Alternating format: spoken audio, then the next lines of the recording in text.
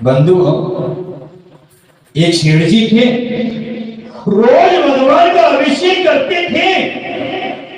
सावधानी पूर्वक पानी छान करके, पानी को प्रस्तुत करते हुए गिलछानी को छोड़ करके, जीवानी को छोड़ करके अभिषेक करते थे। लेकिन एक दिन थोड़ा अधिक गड़बड़ी हड़बड़ी थी, तो उन्होंने पानी तो कुएं से निकाला, पानी को छाना, पानी को गर्म किया और जो गिलछानी थी, जीवानी थी, एक बाल्टी में रख दी। बाद में उसको यथा योग्य स्थान पर छोड़ देंगे। गड़बड़ी में हड़बड़ी में भगवान की पूजा अभिषेक करने के लिए पहुंचे, भगवान का अभिषेक करने लगे थे। और जब भगवान का अभिषेक करने लगे, तब जाकर उनके मन में विचार आया, और मैं बाल्टी में जीवानी ऐसे रख कर आया हो, घर परिवार वाले जानते हैं वह तो जीवानी की रक्षा कर लेंगे, लेकिन कुछ दिन पहले घर में शादी होकर के नई नई बहू आई है, वो अभी जानती नहीं है कि उस बाल्टी में गिलछानी रखते हैं, जीवानी रखते हैं। अगर वो बहू उसका यूज करे तो पाप आश्रय हो जाएगा। बंधुओं, अगर आप भी गिलछानी जहां से पानी लाए हैं वहां से नहीं छोड़ते हैं, तो आपका पानी छानना बेकार है, उस पानी से अभिषेक करना भी बेकार है। बिना जीवानी छोड़े हुए पानी से आहार करा करके साधु को आहार दान देना भी बेकार है। पुण्य की जगह पाप ही कमाओगे आप। इसीलिए जीवानी छोड़ना बहुत जरूरी है।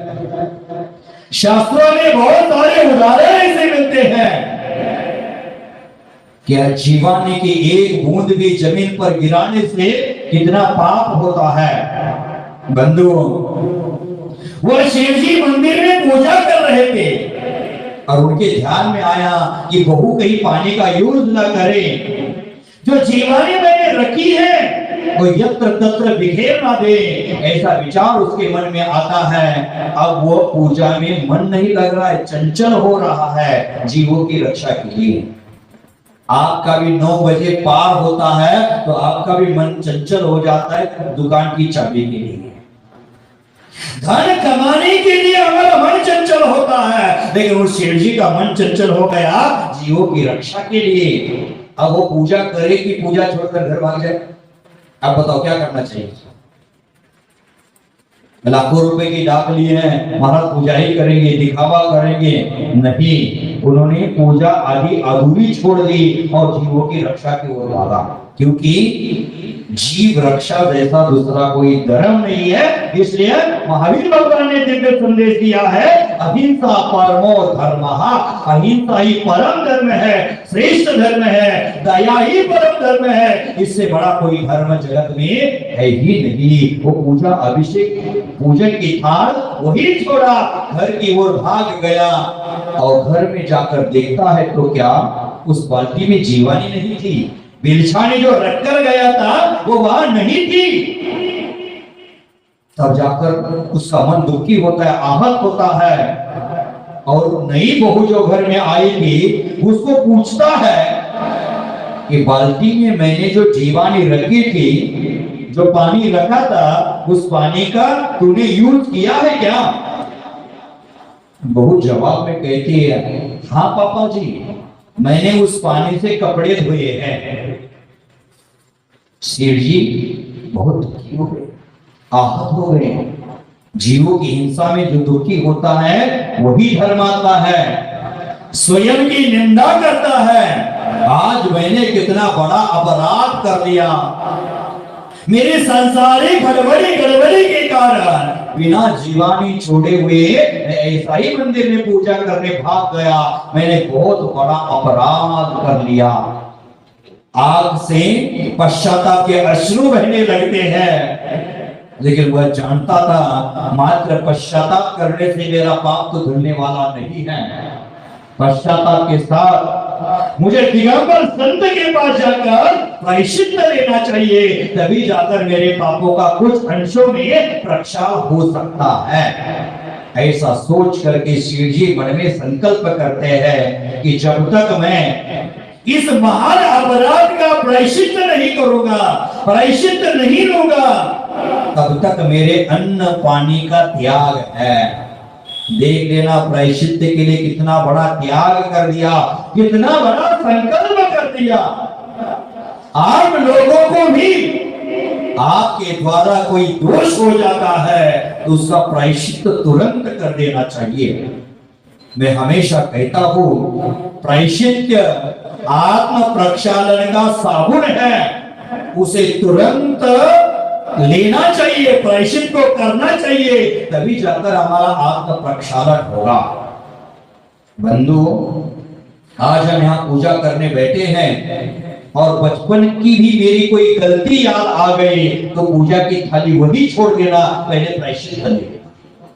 क्योंकि प्रायश्चित के माध्यम से जो आपके पापों की निर्जरा होगी, उतनी पापों की निर्जरा पूजा से भी नहीं हो सकती है, उतनी पापों की निर्जरा प्रायश्चित से होती है।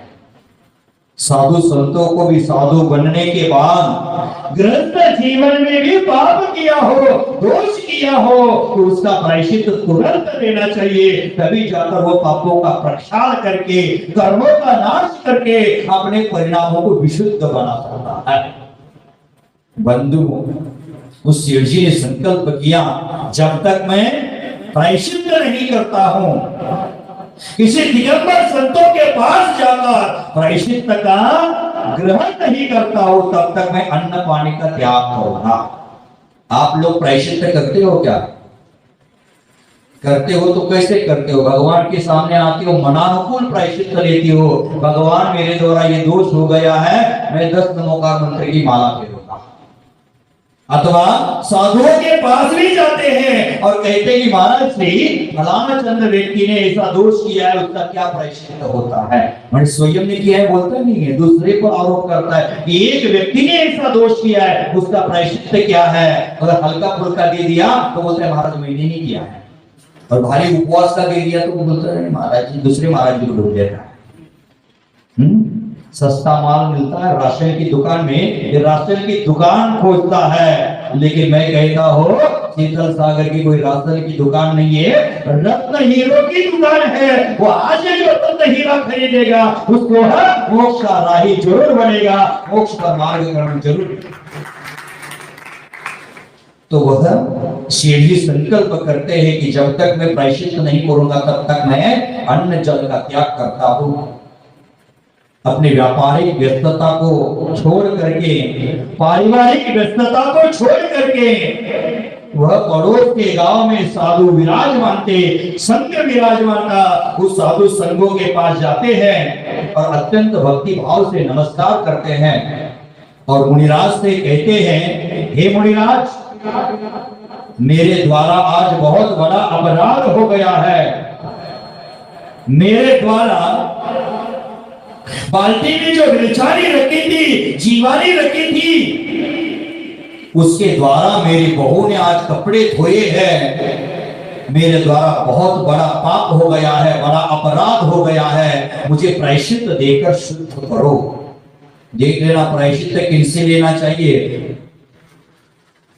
दिगंबर आचार्यों से प्रायश्चित ले लेना, क्योंकि जैनागम में करोड़ों शास्त्र है, अरबों शास्त्र है, लेकिन प्रायश्चित शास्त्र पढ़ने का अधिकार मात्र आचार्यों को होता है। साधुओं को भी प्रायश्चित शास्त्र पढ़ने का अधिकार नहीं है।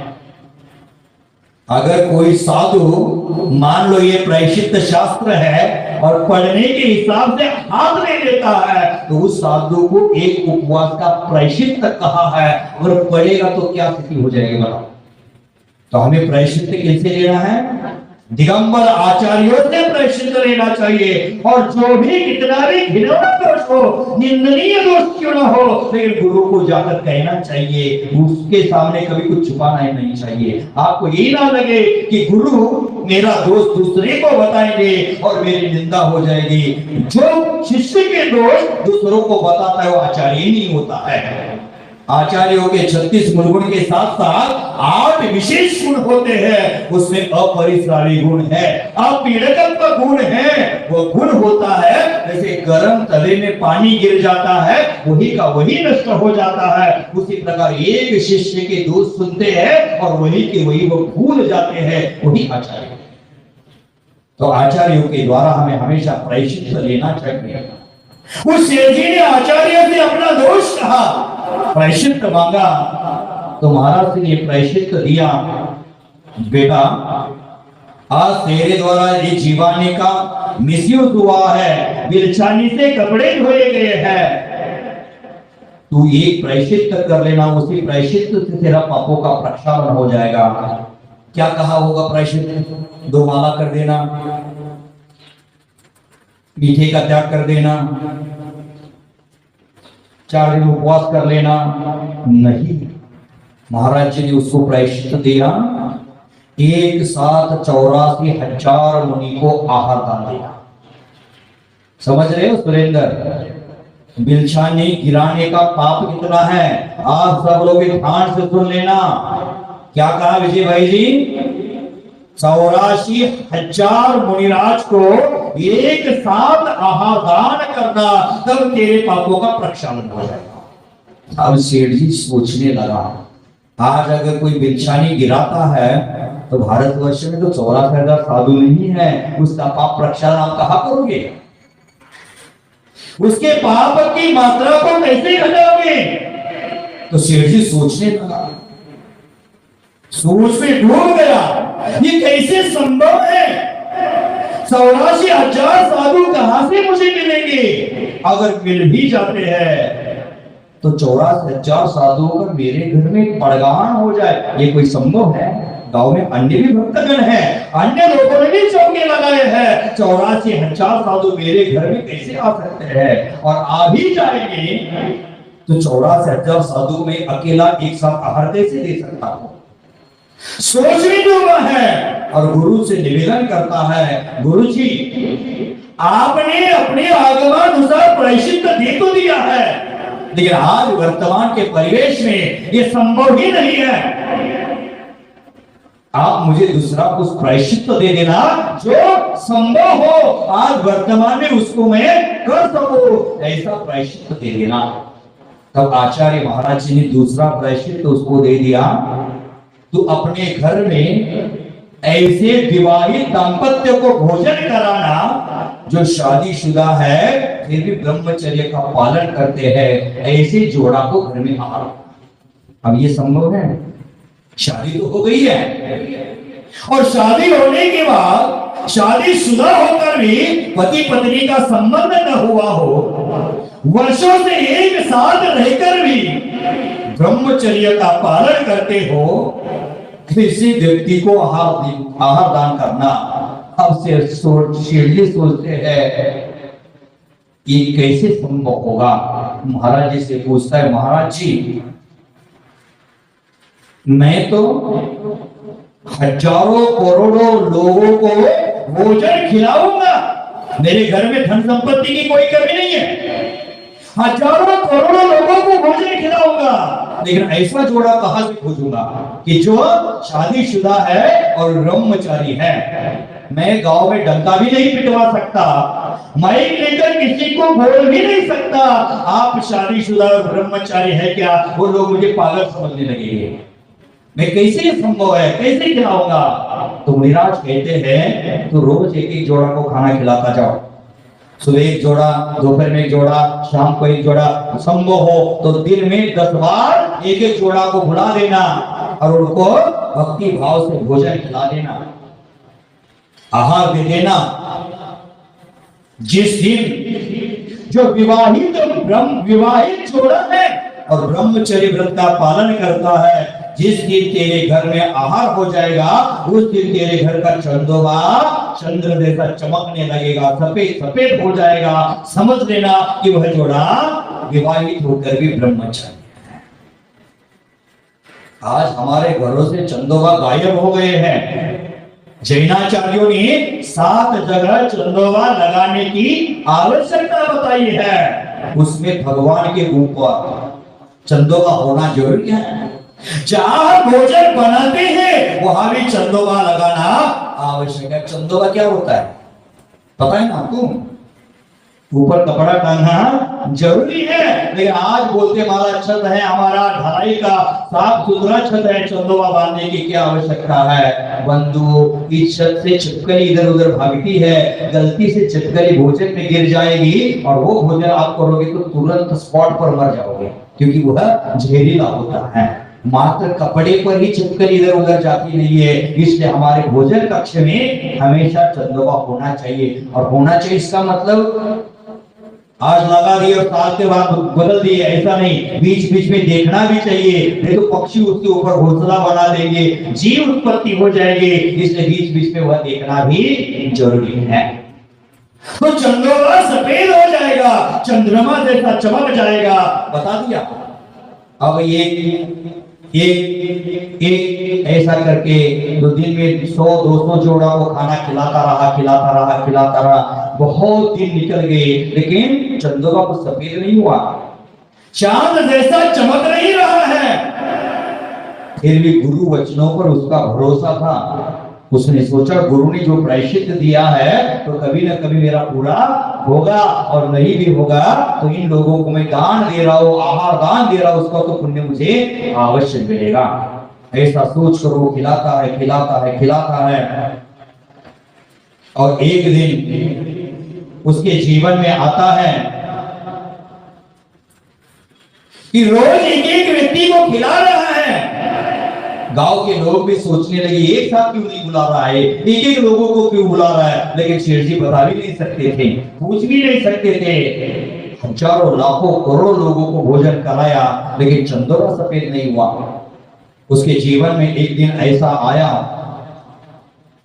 अवसर ऐसा आया जिस दिन पाप समाप्त हो जाएगा। ध्यान देना, हमारा पाप समाप्त हो जाता है तभी संसार समाप्त हो जाता है और सुख की संपदा प्राप्त हो जाती है। तो पाप समाप्त होने का प्रसंग आया, लेकिन आपके जीवन में पाप का प्रायश्चित कर लेना, दोषों का प्रायश्चित कर लेना। आचार्य भगवंतों ने कहा है, जो अपने दोषों का प्रायश्चित कर लेता है, उस प्रायश्चित से जो हमारे कर्मों की स्थिति 70 कोड़ा कोड़ी सागर है। 70 कोड़ा कोड़ी सागर माने 70 करोड़ गुना 70 करोड़, कितना हो जाएगा। और सागर का मतलब होता है सागर के किनारे सुई की नोक में लेकर बैठना है, उस सुई की नोक पानी में डुबोना है, पानी इधर झटकना है, समंदर खाली हो जाएगा, उसको सागर कहते हैं। समंदर खाली होने में जितना समय लगेगा उसको एक सागर कहते हैं। ऐसे 70 कोड़ा कोड़ी सागर तक जो हमारे कर्मों की स्थिति है, वह मात्र प्रायश्चित लेने से, प्रायश्चित करने से उस कर्मों की स्थिति अंतर्मुहूर्त हो जाती है, माने 48 मिनट से कम हो जाती है। प्रायश्चित से ही परिणामों में निर्मलता आती है। परिणामों की निर्मलता का समय उस सेठ जी का आ गया, और एक दिन उनके घर में एक दंपत्ति का आहार हो गया और घर का चंदोवा सफेद हो गया, चंद्रमा जैसे चमकने लगा। उस दिन जिस दिन विवाहित ब्रह्मचर्य जोड़े का उसके घर में आहार हो गया था, शेठ जी ने उस जोड़े के चरण छू लिए, चरण स्पर्श कर लिए और उनका गुणगान गाना शुरू कर दिया। इस जगत में आप धन्य हो, आपकी धन्यता का बखान सौधर्म इंद्र भी नहीं कर सकता। आप धन्य हो, विवाहित होकर भी आप ब्रह्मचर्य का पालन कर रहे हैं। आपका जीवन पवित्र है, आपका जीवन निर्मल है, आपका जीवन पावन है। आप पति पत्नी होकर भी भाई बहन जैसे रह रहे हैं। धन्य है आप अखंड ब्रह्मचर्य का पालन कर रहे हैं। वो पति पत्नी आश्चर्य में आ गए कि शेर जी को हमारे अंदरूनी बात कैसे पता चली।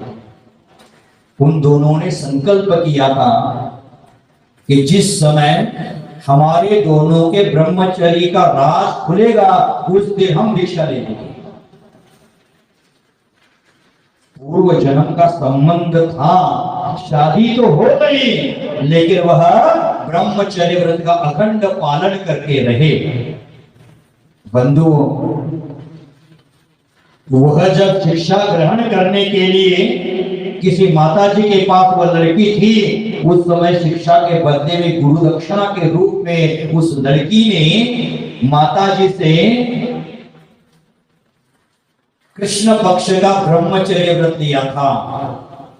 और लड़का किसी गुरु के पास सीख रहा था, लड़के ने गुरु दक्षिणा के रूप में शुक्ल पक्ष का ब्रह्मचर्य व्रत लिया था। और दोनों का नियम पालने के लिए दोनों एक दूसरे को सपोर्ट कर रहे थे, सहयोग कर रहे थे, एक दूसरे के प्रति, व्रतों के प्रति दोनों में अड़िग थे। इस प्रसंग में ध्यान देने योग्य बात है कि शिव जी एक बार विदछानी नहीं कर पाया तो उसका प्रायश्चित था लाखों करोड़ों लोगों में से एकाध जोड़ा ऐसा होता है जो विवाहित होकर भी ब्रह्मचर्य का पालन करता हो। आप जीवानी ऐसी जमीन पर बहा रहे हो, अगर आपको ऐसा प्रायश्चित दिया जाए तो बताओ आपके कलकत्ता में ऐसा कौन व्यक्ति मिलेगा जो शादीशुदा है और ब्रह्मचर्य पालन कर रहा है। अब हमारे विजय भाई जी मीना बहन पाल रहे, बात अलग है, लेकिन वह बच्चे होने के बाद पाल रहे हैं। लेकिन मैं कह रहा हूं अखंड ब्रह्मचर्य होना चाहिए। ऐसा व्यक्ति कहां से मिलेगा बताओ।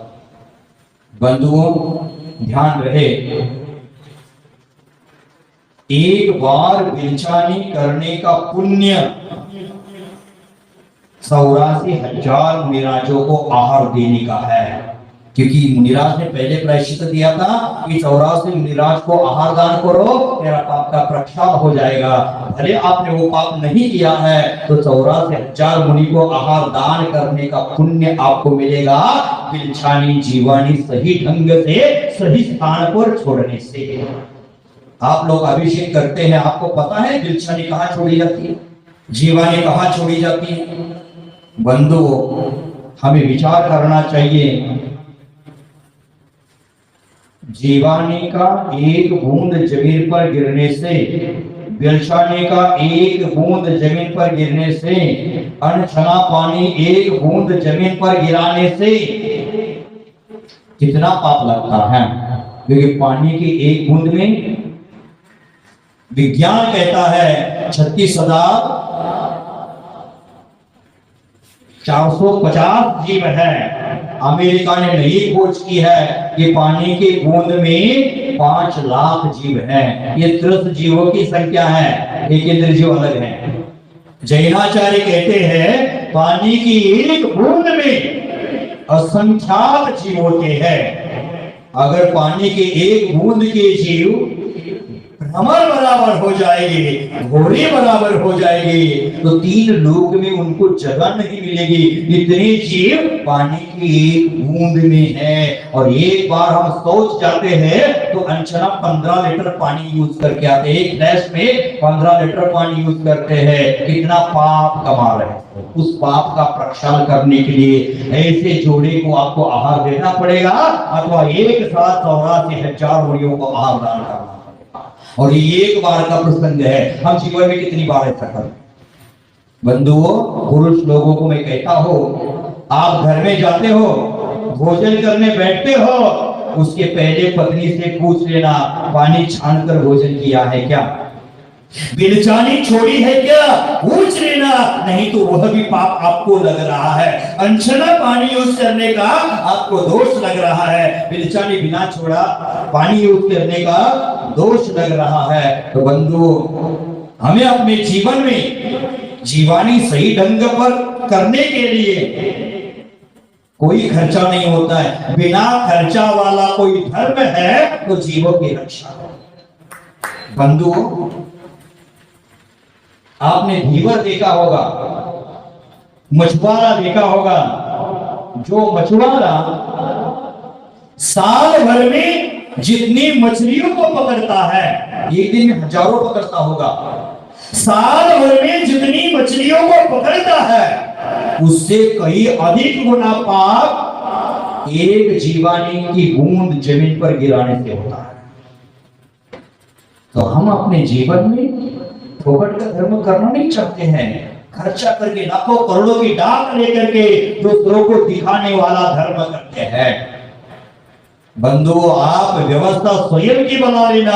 भगवान का अभिषेक करने के लिए एक लोटा पानी लग रहा है, स्वयं के द्वारा कुएं से निकाल देना, स्वयं के द्वारा छान देना और वह बिलचानी उसी कुएं में छोड़ देना, पानी गर्म कर देना और भगवान का अभिषेक कर देना। दूसरे के भरोसे अभिषेक करोगे तो आपकी पूजा भी व्यर्थ है, आपका धर्म भी व्यर्थ है। अपने स्वयं के भरोसे कर देना। आज से विचार मन में लाना। अथवा कोई सांप रखते भी हो तो सांप को समझाना, बिलछानी ठीक ढंग से छोड़ देना। आप लोग अपने धन की सुरक्षा के लिए, मंदिरों में प्रतिमाओं की सुरक्षा के लिए सीसी कैमरे लगा रहे हैं। एक कैमरा कुएं के बगल में भी लगा देना कि आपका स्टाफ बिलछानी सही ढंग से करता है कि नहीं, ये देखने के लिए वहां पहले सीसी कैमरा लगा देना। आपके पुण्य की मात्रा शुरू हो जाएगी, पुण्य का मार्ग शुरू हो जाएगा। लेकिन वहां कौन लगाएगा? हम हमारे अभिषेक में आते हैं, कपड़े कहाँ उतार कर रखते हैं, वहां भी मेरा लगा हुआ है। लेकिन जीवों की रक्षा करने की किसी के मन में सोच ही नहीं है। जीव की रक्षा करना ये सबसे बड़ा धर्म है, लेकिन आज हम धर्म भूल चुके हैं। बंधुओं, हमारे जीवन में पानी की रक्षा करके, पानी को छान करके, असंख्यात जीवों को अभय दान देकर के अपने जीवन को मंगलमय बनाने का प्रयास करना, अहिंसा धर्म का पालन करना। लोग कहते हैं जल अमृत तुल्य है, जल अमृत है, लेकिन मैं कहता हूं जल अमृत तुल्य नहीं, अमृत ही है, अथवा अमृत से भी कहीं अधिक मूल्यवान है। जल के बिना जीवन की कल्पना ही नहीं कर सकते।